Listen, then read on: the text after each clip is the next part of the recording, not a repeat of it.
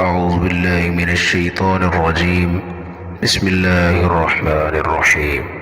ويسألونك عن المحيض قل هو أذى فاعتزلوا النساء في المحيض ولا تقربوهن حتى يطهرن فإذا تطهرن فأتوهن من حيث أمركم الله إن الله يحب التوابين ويحب المتطهرين.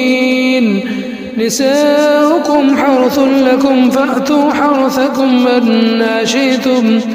أنى شئتم وقدموا لأنفسكم واتقوا الله واعلموا أنكم ملاقوه وبشر المؤمنين.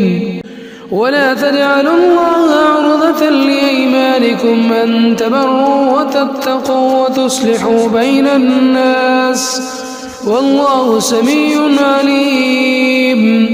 لا يؤاخذكم الله باللغو في أيمانكم ولكن يؤاخذكم بما كسبت قلوبكم والله غفور حليم. للذين يؤلون من نسائهم تربص 4 أشهر فإن فاءوا فإن الله غفور رحيم.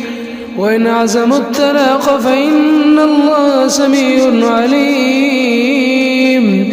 والمطلقات يتربصن بأنفسهن 3 قروء ولا يحل لهن أن يكتمن ما خلق الله في أرحامهن